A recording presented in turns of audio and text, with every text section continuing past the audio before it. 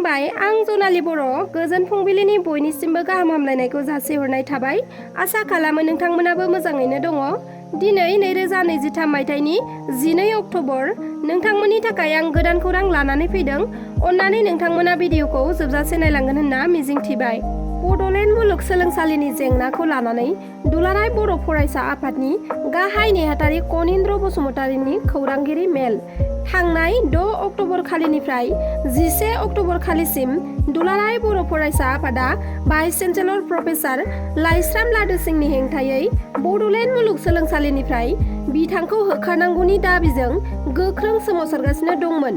दा बे सोमावसारनाय हाबाफारिखौ दुलाराय बर' फरायसा आफादा दोनथ'नाय जाबाय।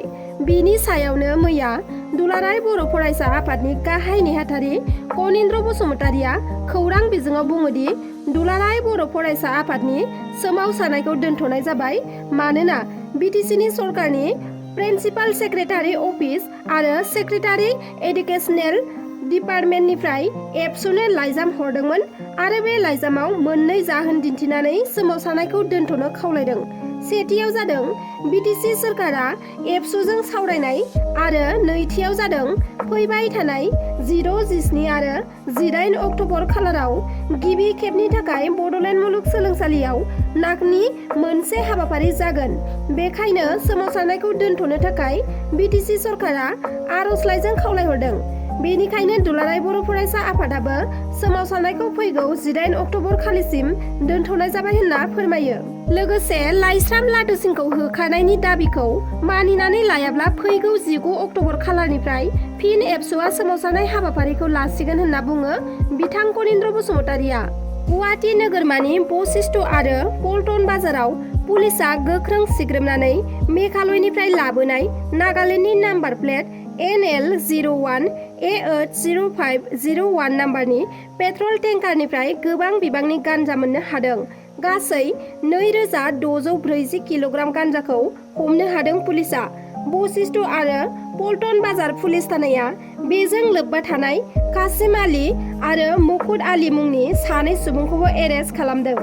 मध्य प्रदेशआव खमलायनाय कुस्ति गेलेहैनानै ब्रह्मपुत्र मेन ट्रेनजों फैफिननाय समाव आसामनि सा 7 बक्सिं गेलेग्रा हिन्जावसाफोरा बिस मोनजाफ्लांनानै बिहुस जादों। बिहारनि जामालपुर रेल स्टेशन मोनफैनाय लोगो लोगोनो सा 7 हिन्जावसा गेलेगिरिफोरा जोबोद गाज्रियै बेहुस जानाय खौरांखौ मोननानै जामालपुर रेलवे थानानि बिबानगिरिया गोख्रैनो बिसोरखौ जामालपुर रेलवे हस्पिटालाव थिसनथाय होनानै फाहामथाय लाहोदों।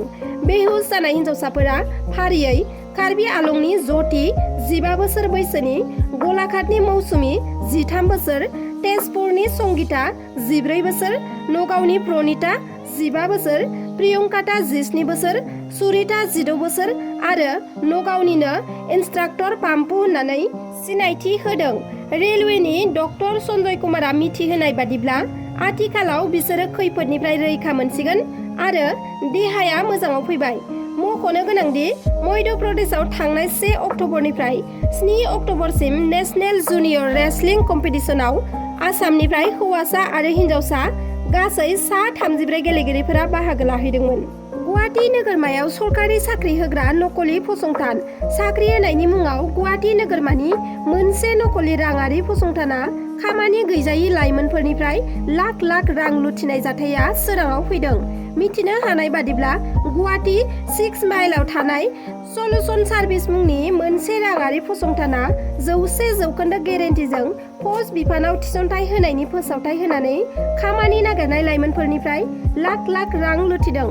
गुबुन फारसे मेरापानिनिफ्रायबो माखासे लाइमोन आरो फरायसुला फरायसुलिनिफ्रायबो बन्दन बेंकआव साख्रिनि फोसावथाय होनानै 500 राङै रां लानायनि गोख्रों अजद होदों सल्युशन सार्भिसनि हेंथायै। नाथाय बेनि बागै फरायसाफोरनि गेजेराव सन्देह जानायाव जायगानि पस्ट अफिसाव थांनानै खौरां लाहैनायाव गासैबो जाथाया सोराङाव फैदों। मख'नो गोनांदि राङारि फसंथाना 40 साननि गेजेरावनो साख्रिया जायाब्ला लानाय रांखौ हरफिनगोन होननानै रादाय होनानै साख्रि गैजायै गोरिब न'खरनिफ्राय थगाय रां लादों। बे जाथायखौ लानानै मेरापानियाव दुंहाव थासारि सोमजिदों। बिश्वनाथ टाउनाव गिथाव बाथाव अर खामदों। गंनै गेस सिलिन्डारा ब्लास्ट जानानै गिथावना अर खामनानै पापु बाल्मिकी आरो किसान भास्कर सन्जु बाल्मिकीनि न'आ खामनानै सिलिंखार जादों। गासैबो गेसनि ब्लास्ट जानायाव अर खामनानै थेर बेथेरै सेवहांगार जादों आरो लोगोसे बे जाथायावनो गोबां सुबुङा जोखोम जादों होनना खौरां मोन्दों आरो बिथांमोनखौ फाहामथायनि थाखाय मेडिकेलाव थिसननाय जाबाय। बे अर नांनाय जाथाया स्वेपार बस्तियाव जादों होनना मिथिना मोन्दों। दिनैनि खौराङा बेखिनियानोमोन। नोंथांमोना आंनि खौरांखौ जोबजासे नायलांनायनि थाखाय रोजा रोजा साबायखर थाबाय आरो जुदि नोंथाङा आंनि चेनेलखौ साबस्क्राइब खालामाखैब्ला अन्नानै साबस्क्राइब खालामनानै लादो, जाहाथे आंनि गोदान गोदान भिडिअ एंगारोब्ला नोंथांमोनाव सौहैनो हानाय बादि।